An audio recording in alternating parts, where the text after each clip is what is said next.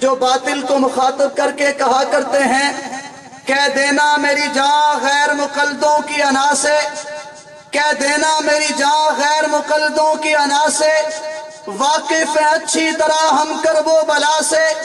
ہم نے تو چراغوں کو یہی درس دیا ہے، ہم نے تو چراغوں کو یہی درس دیا ہے کہ بجھنا ہے تو ٹکرا کے بجھو اندھی ہوا سے۔ میرے محترم سامعین، جو کہا کرتے ہیں کہ لفظوں کو بیچتا ہوں پیالے خرید لو، لفظوں کو بیچتا ہوں پیالے خرید لو، شب کا سفر ہے کچھ اجالے خرید لو۔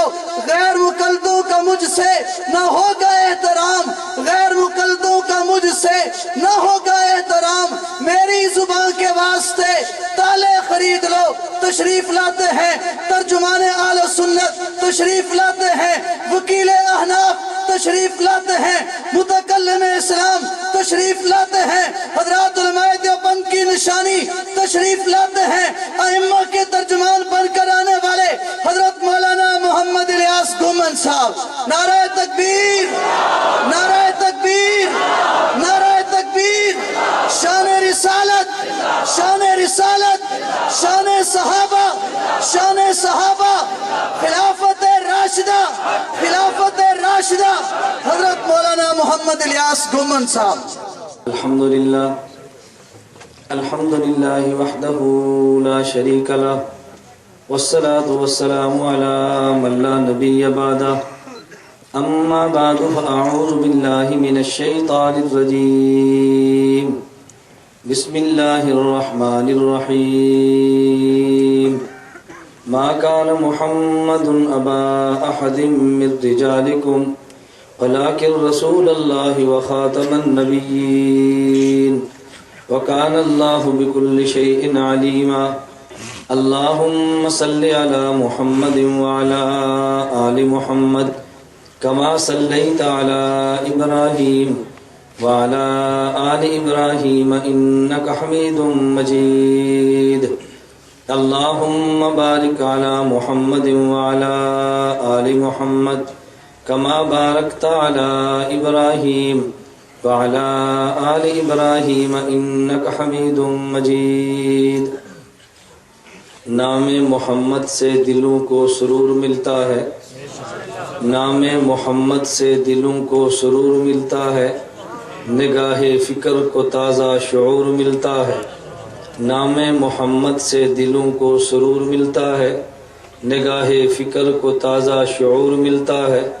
نصیب کیسا بھی ہو واسطہ احمد کا دے کے، نصیب کیسا بھی ہو وسیلہ محمد کا دے کے، خدا سے جو بھی مانگیں ضرور ملتا ہے۔ میرے نہایت واجب الاحترام بزرگوں، مسلک اہل سنت والجماعت سے تعلق رکھنے والے وجود نوجوان دوستوں اور بھائیوں، ہماری آج کی یہ پہلی حضرت امام اعظم ابو حنیفہ کی شان میں امام اعظم ابو حنیفہ کانفرنس منعقد ہوئی ہے، اور یہ ایسے موقع پر کانفرنس منعقد کی گئی کہ جب اہل سنت والجماعت احناف کے لیے ایک عظیم الشان مرکز اہل سنت والجماعت کا یہاں چک بیلی خان میں سنگ بنیاد رکھا جا رہا ہے۔ جو حضرات اس کانفرنس میں شرکت فرما چکے ہیں، میں انہیں رسول اکرم صلی اللہ علیہ وسلم کے ارشاد گرامی کی روشنی میں یہ مبارکباد دینا چاہتا ہوں۔ رسول اکرم صلی اللہ علیہ وسلم نے فرمایا، من سن سنتا حسنتا فلہ اجرھا واجر من عمل علیہا۔ جو شخص ایک نیک کام کو شروع کرتا ہے، اللہ اس نیک کام کا اجر اس شروع کرنے والے کو عطا فرماتے ہیں۔ آئندہ جو بھی اس پہ عمل کرتا ہے، اللہ ان سب کا اجر اس کے نامہ اعمال میں لکھ دیتے ہیں۔ یہ مرکز اہل سنت والجماعت بنے گا، مسجد انشاءاللہ تعمیر ہوگی اور اس میں لوگ نمازیں پڑھیں گے، علوم کی یہاں سے بہار پھیلے گی، تو اس سب کا اجر اور ثواب اللہ رب العزت آپ حضرات کو بھی عطا فرمائیں گے۔ اللہ آپ کی برکت سے مجھے بھی عطا فرمائے۔ ہم چونکہ وسیلے توسل اور تبرک کے قائل ہیں، اس لیے ہمارا نظریہ ہے کہ اللہ رب العزت اپنے پیغمبر کے صحابہ اور اولیاء کی برکت سے مانگے جانے والی دعاؤں کو قبول فرماتے ہیں۔ میں نے اختصار سے بات کرنی ہے چونکہ وقت بہت کم ہے، 4:20 تقریباً ہو چکے ہیں اور عصر کی نماز کا وقت بہت تنگ ہوتا ہے۔ حضرت اقدس مولانا ہزاروی صاحب دامت برکاتہم بھی تشریف فرما ہے، حضرت مولانا عبدالغفور صاحب دامت برکاتہم بھی ہے۔ کچھ وقت دعا میں ہوگا، کچھ وقت سنگ بنیاد میں لگتا ہے، پھر نماز بھی پڑھنی ہے، تو میں مناسب نہیں سمجھتا کہ میرے بیان کی وجہ سے نماز بلا وجہ مؤخر ہو۔ اللہ رب العزت نے توفیق عطا فرمائی تو میں پاکستان کے چپے چپے پر اہل سنت والجماعت کے مسلک کی ترجمانی کرنے کو صادر سمجھتے ہوئے حاضر ہوتا ہوں۔ اللہ نے توفیق عطا فرمائی تو آئندہ پھر آئیں گے اور تفصیل کے ساتھ اس موضوع پر گفتگو ہوگی انشاءاللہ۔ میں نے آج مختصر لیکن مدلل گفتگو کرنی ہے، چند ایک آپ کی خدمت میں گزارشات پیش کرنی ہے۔ مسلک اہل سنت والجماعت آپ کو سمجھانا بھی ہے اور یاد بھی کرانا ہے۔ ہماری اس کانفرنس کے بعد جو اشکالات پیدا ہونے ہیں میں نے اس کے جوابات بھی دینے ہیں تاکہ ہمارا مسئلہ بالکل کھلے۔ میں نے اس کے لیے قرآن کی آیت پڑھی ہے، ما کان محمد ابا احد من رجالکم ولکن رسول اللہ وخاتم النبیین۔ اس آیت میں خدا نے اعلان فرمایا حضرت محمد صلی اللہ علیہ وسلم آخری نبی ہیں، حضور کے بعد قیامت تک اب کوئی نبی پیدا نہیں ہو سکتا۔ حضور آخری نبی ہیں، لیکن ہمارے پیغمبر کے دین نے قیامت تک کے لیے رہنا ہے، اور یہ قیامت تک نبی کا دین کیسے چلے گا؟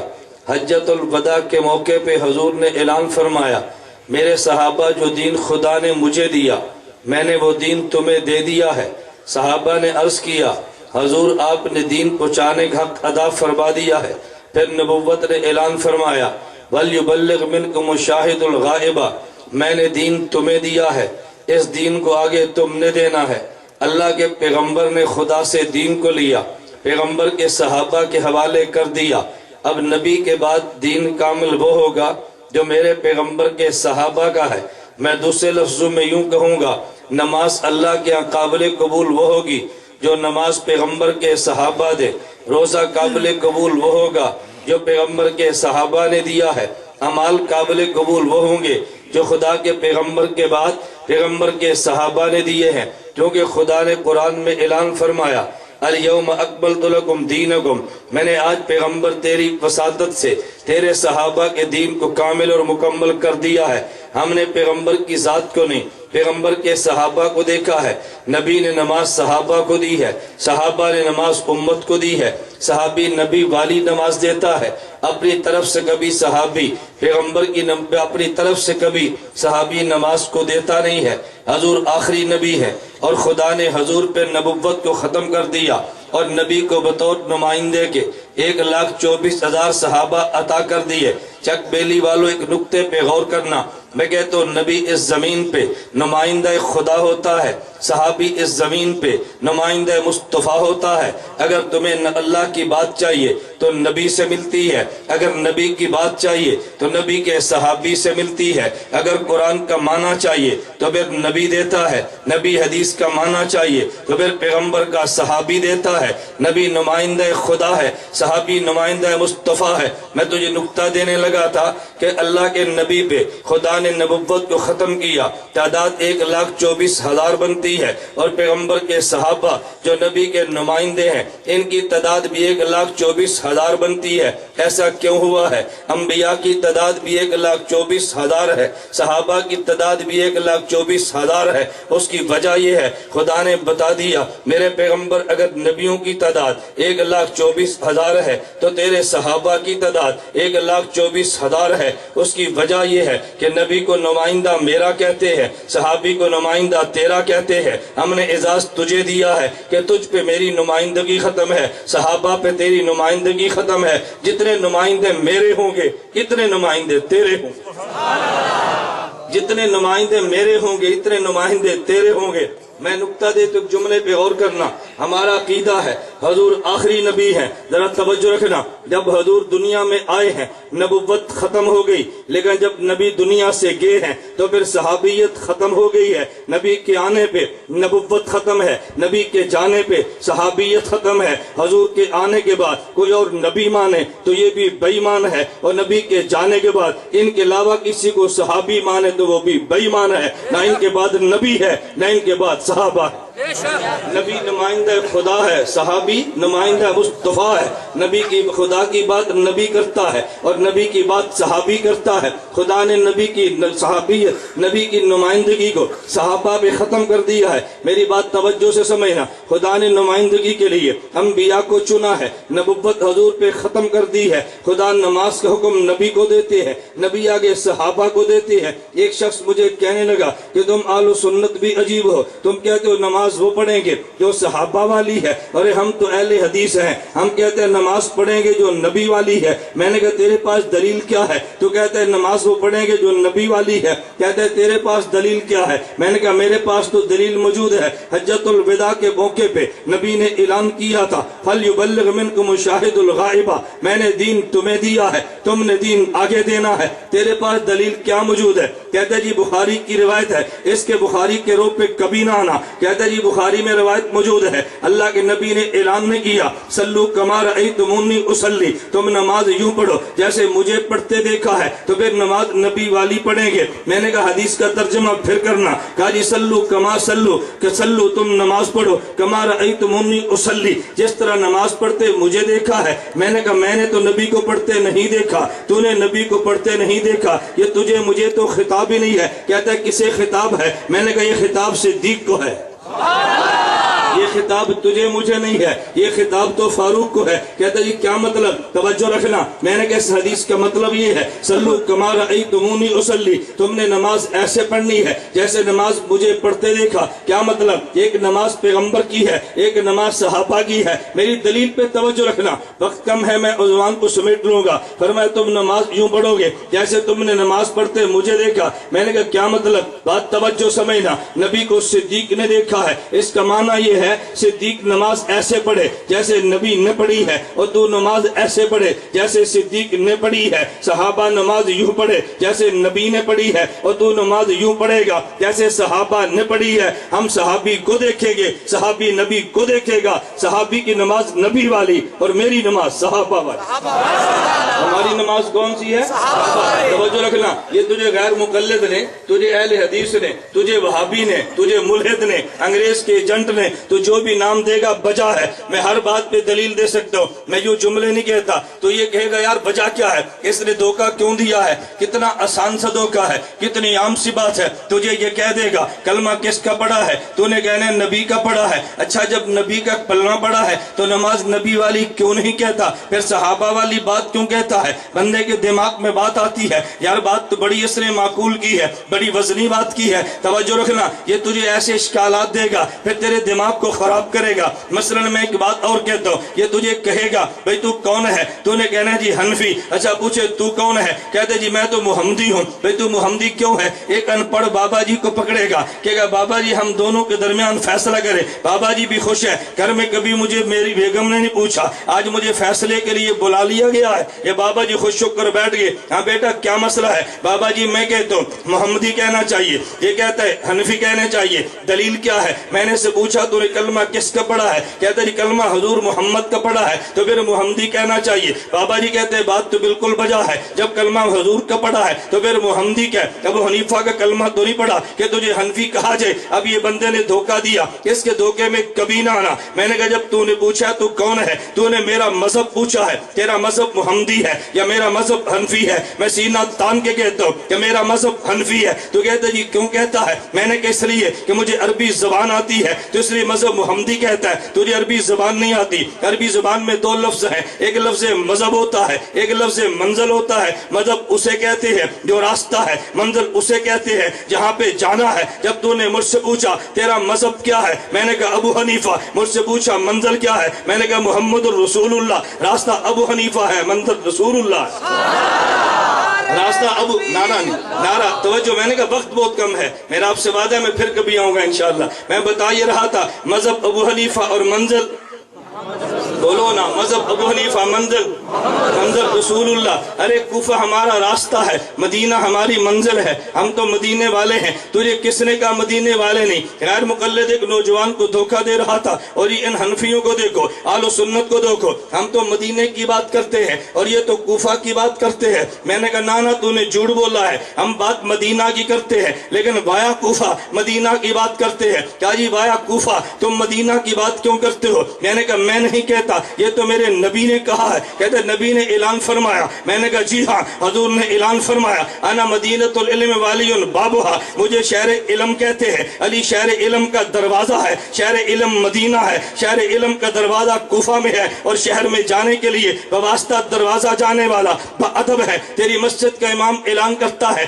صف اول میں با جماعت نماز پڑھو، اجر بڑا ملتا ہے۔ نمازی دو قسم کے ہیں، ایک نمازی دروازہ پھلانگ کے صف اول میں گیا ہے، ایک نمازی دروازے سے گزر کے صف اول میں گیا ہے، دونوں گئے تو صف اول میں۔ جو دروازے سے گزر کر جائے اسے با ادب کہتے ہیں، دروازہ پھلانگ کر جائے اسے بے ادب کہتے ہیں۔ میرے پیغمبر نے اعلان کیا انا مدینۃ العلم والی بابھا، محمد شہر علم ہے، علی شہر علم کا دروازہ ہے، شہر علم مدینہ میں، دروازہ کوفہ میں، کوفہ پھلانگ کے جائے بے ادب ہے، کوفے سے گزر کے جائے با ادب ہے، کوفے سے گزر کے جائے تو ادب ہے۔ یہ میرا فیصلہ نہیں ہے، یہ فیصلہ امام بخاری کا ہے، یہ میرا نہیں امام بخاری کا ہے۔ پوچھ امام بخاری سے، ابن حجر اسقلانی رحمۃ اللہ علیہ مقدمہ فتح الباری شرح بخاری میں لکھتے ہیں، ابن حجر کہتے ہیں امام بخاری سے پوچھا تم نے کہاں کہاں پڑھا ہے؟ امام بخاری نے تفصیل بتائی ہے، فرمایا میں حجاز کیا ہوں تو میں 6 سال ٹھہرا ہوں۔ امام بخاری کہنے لگے بھائی میں بصرہ گیا تو میں اتنی مرتبہ گیا ہوں، میں جزیرہ میں گیا تو میں 2 مرتبہ گیا ہوں، لیکن جب کوفہ کی باری ہے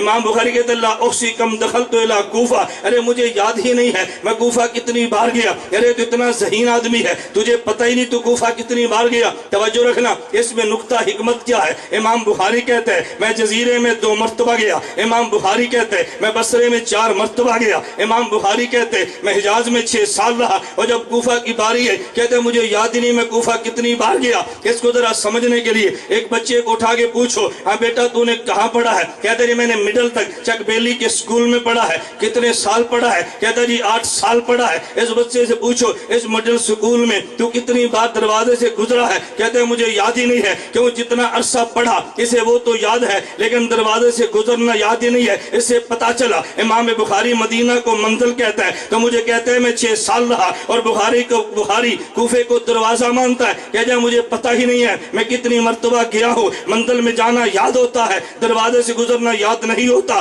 بخاری مدینے کو منزل مان کے ارے کوفے کو دروازہ مانتا ہے، حنفی بھی مدینے کو منزل مان کے کوفے کو دروازہ مانتا ہے۔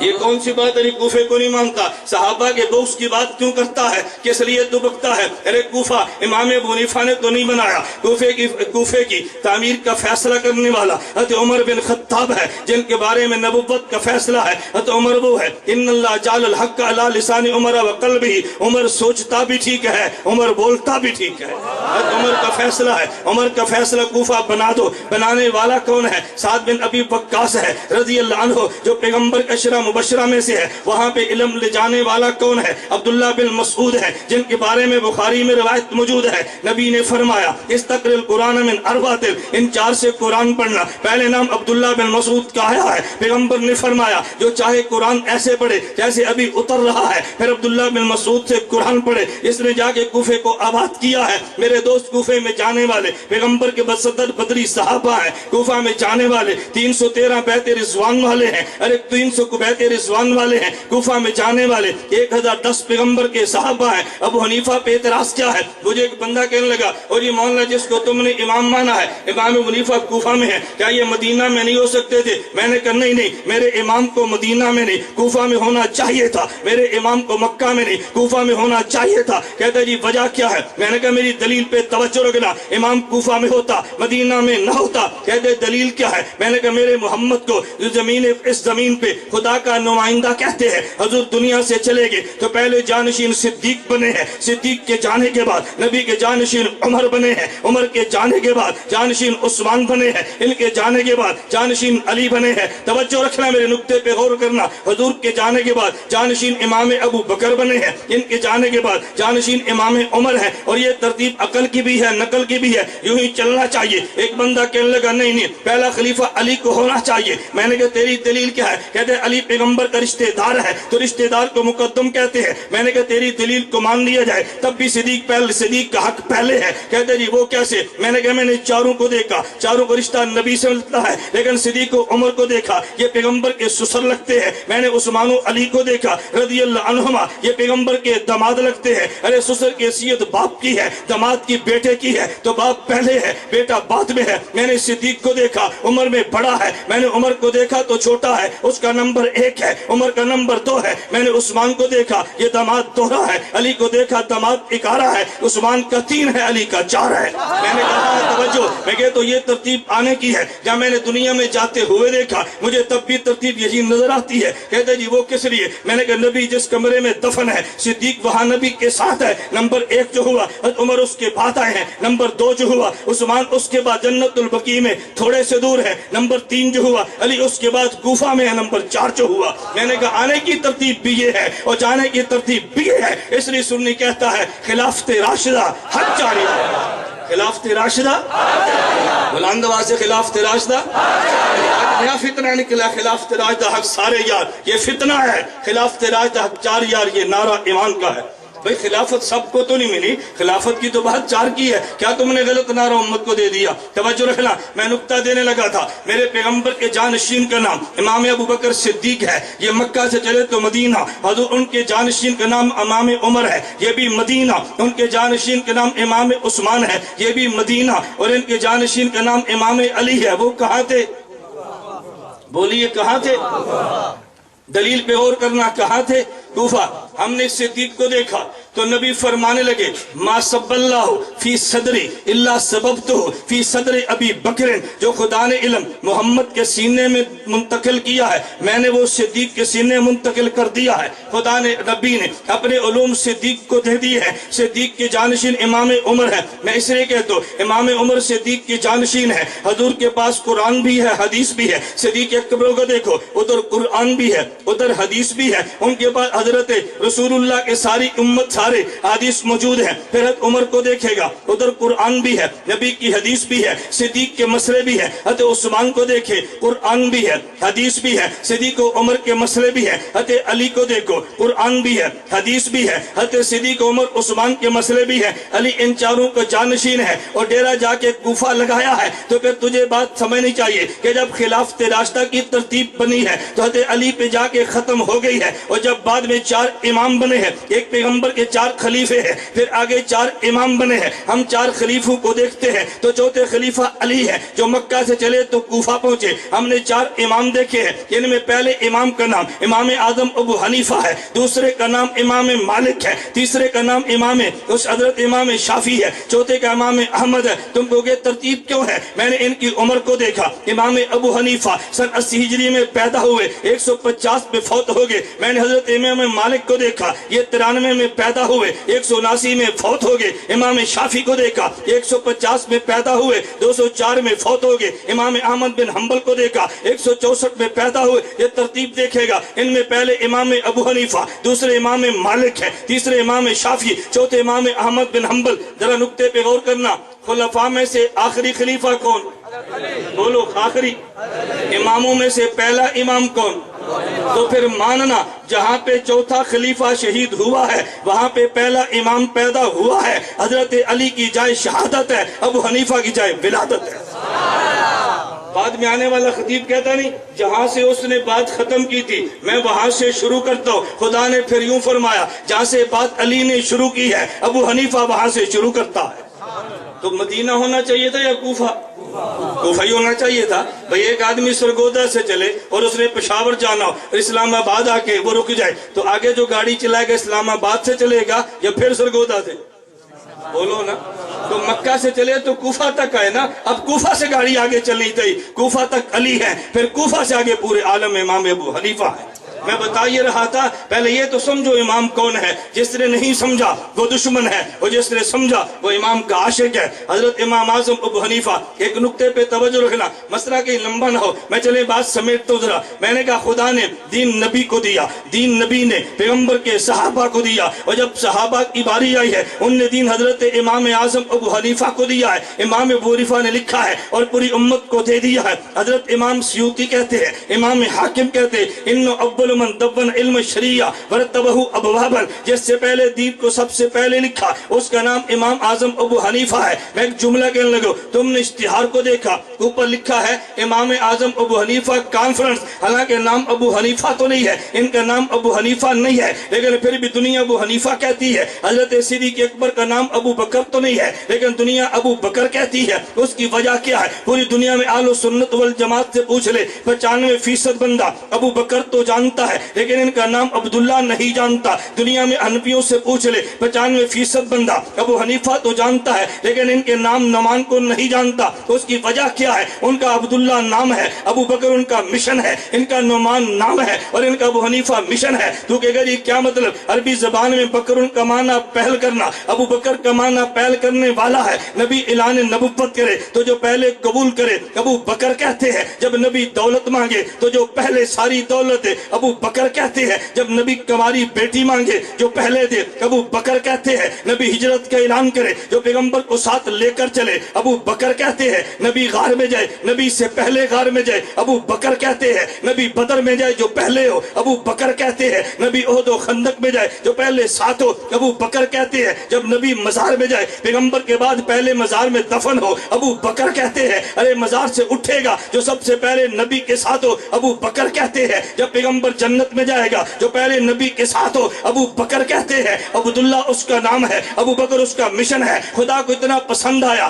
دنیا نام نہیں جانتی, مشن آج بھی جانتی ہے. ارے نعمان نام ہے, ابو حنیفہ کا معنی ابو الملت الحنیفہ, یہ دین حنیف کو لکھنے والا ابو حنیفہ کا مشن ہے. ابو بکر نے دین قبول کرنے میں پہل کی ہے, ابو حنیفہ نے دین لکھنے میں پہل کی ہے. خدا کو اس کا اتنا مشن پسند آیا, پوری دنیا ابو بکر کہتی ہے. اس کا اتنا مشن پسند آیا, اسے ابو حنیفہ کہتی ہے. ابو بکر کا مشن بھی زندہ, نام بھی زندہ ہے. ابو حنیفہ کا مشن بھی زندہ, نام بھی زندہ, اور انشاءاللہ قیامت تک زندہ رہے گا. انشاءاللہ قیامت تک زندہ رہے گا انشاءاللہ. امام توجہ رکھنا, امام ابو حنیفہ نے کیا کام کیا؟ دین کو لکھا. کیا کام کیا؟ دین کو لکھا. ذرا بات ختم کر دو, آخری بات کیا گئی, دین کو لکھا. توجہ رکھنا, اور کیسے لکھا؟ امام صاحب کو خواب آئی ہے, مناقب موفق میں خواب موجود ہے. امام ابو حنیفہ نے خواب دیکھی, نبی پاک صلی اللہ علیہ وسلم کے روزے پر گیا ہوں, حضور پاک کی مبارک ہڈیاں بکھری پڑی ہیں, امام صاحب نے جمع کر کے سینے سے لگائی ہیں. کیا دیکھا؟ بولو, خواب. کیا دیکھا؟ میرے جانے کے بعد ہو گستاخ ہے, نہ خواب دیکھا. توجہ, امام صاحب کو بڑا تعجب ہوا, یہ کیسا خواب ہے؟ تعجب کیوں تھا؟ اہل سنت کا عقیدہ ہے کہ نبی کا جسم قبر میں محفوظ بھی ہے اور نبی کا جسم قبر میں زندہ بھی ہے. بولو, نبی کا جسم قبر میں, بولو محفوظ بھی ہے, اور نبی کا جسم قبر میں. جو نبی کے جسم کو محفوظ نہ مانے اہل سنت والجماعت نہیں ہے. جو نبی کو زندہ نہ مانے اہل سنت والجماعت نہیں ہے, اہل بدعت ہے. ہمارا عقیدہ کہ نبی قبر میں, بلند آواز, نبی قبر میں. جن کا عقیدہ ہے وہ بولے, منافق کوئی نہ بولے. ہم دیکھو اہل سنت منافق نہیں ہے, کھرا عقیدہ ہے. عقیدہ ہے تو بول, نہیں تو مت بول. نبی قبر میں, جن کا عقیدہ ہاتھ کھڑے کرو. نبی قبر میں زندہ. میں دیکھ رہا ہوں, میں بات دیکھ رہا ہوں, جو مرجھائے چہرے ہیں, یہ کیا ہو گیا؟ اللہ کے نبی قبر میں زندہ. اب تعجب ہونا چاہیے تھا کہ نہیں؟ جب عقیدہ حضور زندہ ہے تو میں نے یہ کیا دیکھا؟ لیکن خواب دیکھیے. اپنے شاگرد کو بھیجا, امام ابن سیرین سے خواب کی تعبیر پوچھو, میرا نام نہ بتانا. ابن سیرین کے پاس گئے, حضرت یہ خواب دیکھی ہے. امام ابن سیرین فرمانے لگے, یہ کس نے خواب دیکھی, نام بتاؤ. اس نے کہا جی جس نے خواب دیکھی. منع کیا نام نہ لینا, فرمایا تو نام نہ لے. یہ خواب ابو حنیفہ کے علاوہ کون دیکھ سکتا ہے؟ یہ کون دیکھ سکتا ہے؟ کہا جی ہاں, یہ تو خواب ابو حنیفہ نے دیکھی. फरमाया जा इमाम अबू हनीफा को जाकर कह दे जो नबी का दीन दुनिया में बिखर गया है, पैगंबर की हड्डियां मुबारक, ये ताबीर थी पैगंबर के दीन से, आलो सुन्नत का नजरिया सुनना। खुदा की कसम मेरा अकीदा है तेरी नमाज का नाम दीन है, तेरे रोजे का नाम दीन है, तेरे हज्जो तिलावत का नाम दीन है, मेरी तिलावत का नाम दीन है और वजूदे पैगंबर का नाम दीन है। नहीं समझा? पैगंबर के वजूद का नाम दीन है। मैं इसलिए कहता हूँ, एक बंदा मुझे कहने लगा ओ जी नमाज का वसीला देकर तो मांग सकते हैं, रोजे का वसीला देकर तो मांग सकते हैं, नबी का वसीला देकर भी मांग सकते हैं। मैंने कहा नमाज का वसीला क्यों दिया है? कहते हैं खुदा का कुर्ब मिलता है। रोजे का वसीला क्यों दिया है? खुदा का कुर्ब मिलता है। मैंने कहा सुन, फिर आलो सुन्नत का अकीदा है खुदा की कसम करोड़ों नमाजों से वो कुर्ब नहीं मिलता जो वजूद पैगंबर से खुदा का कुर्ब मिलता है। अगर नमाज का वसीला है तो पैगंबर की जात का वसीला क्यों नहीं है? एक बंदा मुझे कहने लगा ये मदीना मुनव्वरा की गुफ्तगू है, चले बात ही मैं कह दूं। मदीना मुनव्वरा में था, नौजवान ने फोन किया मौलाना कहाँ बैठे हैं? मैंने जगह बताई, चकबेली खान के दोस्तों में तुम्हें दावत देता हूँ, जो मेरे इमाम को नहीं मानता मैं उसे भी दावत देता हूँ, मदीना मुनव्वरा में जा, मेरे इमाम का तुझे नाम मिलेगा। पूछने लगा कहाँ बैठे हो? मैं तुम्हें दावत फिक्र देता हूँ, ये मस्जिद नबी है, ये मेरे पैगंबर का रोजा है, नबी के रोजे के पीछे खाली जगह है जहाँ पे 4 छतरियां बनी है, फिर पीछे बरामदा है, फिर पीछे खाली जगह, 4 छतरियां बनी है, फिर पीछे बरामदा। मुझे कहते जी कहाँ बैठे हो? मैंने कहा हुजूर पाक सल्लम के रोजे के पीछे एक छतरी, फिर दूसरी छतरी, फिर बरामदे के पहले स्तून के नीचे बैठो। वो तलाश करता पहुंच गया, आने वाला गैर मुकल्लिद था, बात करना चाहता था। मुझे कहने लगा मौलाना गुम्मर साहब यहाँ क्यों बैठे हैं? मैंने कहा तुझे बताऊं या तुझे दिखाऊं? अगर बताऊंगा तो दलील की बात तुझे समझ नहीं आनी, मैं तुझे दिखा दे तो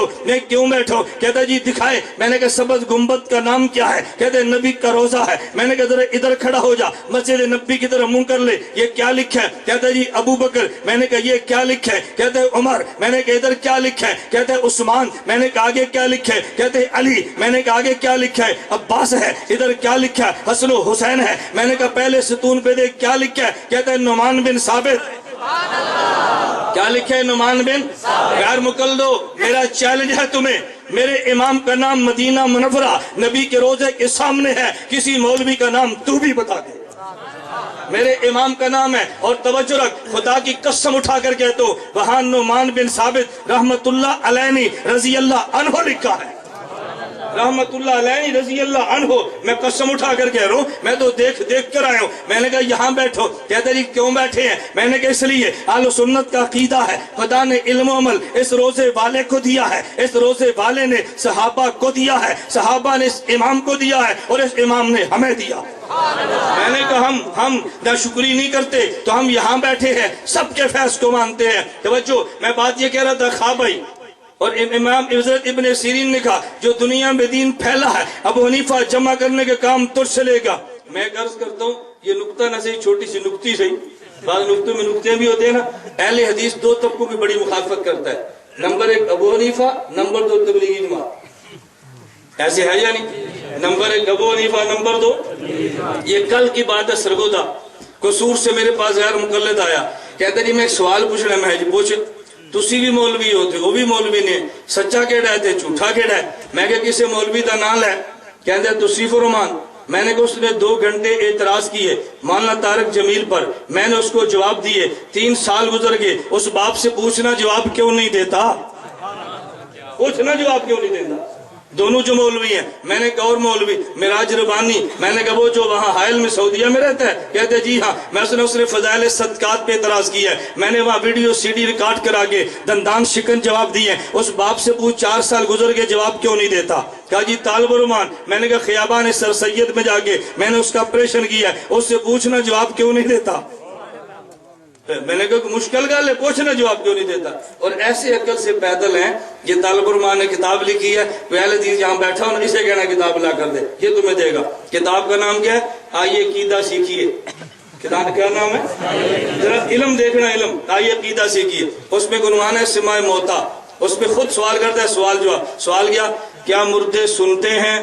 तवज्जो, जवाब वो मुर्दा ही क्या जो सुने जरा। सवाल क्या मुर्दे? फिर जवाब वो मुर्दा ही क्या जो। फिर सवाल क्या कुछ सुनते भी हैं? कहते जी हाँ, जब दफन करके जाए तो जूतियों की आवाज सुनते हैं।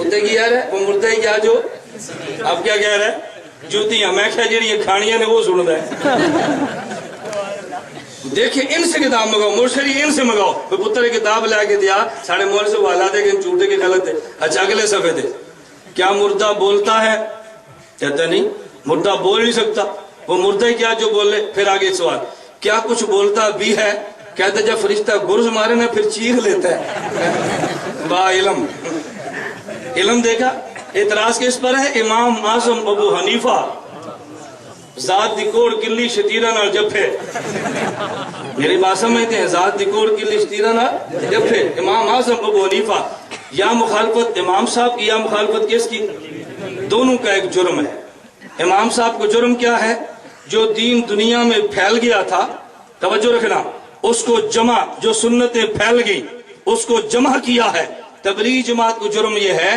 جو سنتیں مٹ گئی تھی ان کو زندہ کیا ہے جمع بھی ہم نے کیا زندہ بھی ہم نے کیا ننگے سر آیا تھا پگڑی باندھ گیا داڑھی منڈا آیا تھا مشت داڑھی رکھ گئی ہے شرابی آیا تھا نمازی بن گیا یہ ہمارا جرم تھا اور اس کا اظہار رائیوڈ میں ہونے والا ہے انشاءاللہ آؤ گے کہ نہیں سارے آؤ گے نا میں سیالکوٹ گیا تو میری مسجد میں درس تھا تو مجھے میزبان کہنے لگے کہ انہوں نے مسجد درس سے جو تبلیغی جماعت رو مندہ ہی نہیں میں نے کہا چل دے بھی کھیڑا کڑ لگا میں نے 1 گھنٹہ بیان کیا میں نے پوچھا اس گاؤں والے بھاکھڑیاں والی گاؤں کا نام ہے وزیر آباد کے ساتھ میں نے ان سے پوچھا بھئی یہ بتاؤ تمہارے گاؤں میں الیکشن بھی ہوتا ہے کہا جی ہوتا ہے میں نے کہا الیکشن میں جلسے بھی ہوتے ہیں کہا جی ہوتے ہیں میں نے کہا جس پارٹی کو ووٹ نہ دینا ہو اس کے جلسے میں بھی جاتے ہو کہا جی جاتے ہیں میں نے کہا ووٹ نہیں دینا تو کیوں جاتے ہو کہا جی سننے کے لیے کیا کہتے ہیں میں کہا تبلیغ جماعت اور نہ منو ایک باری سنتے لو کی آنکھ دن سنتے لوگ اس گاؤں سے پوری جماعت پوری پہ بس گئی اس لیے مولوی روکتے ہیں نہ جانا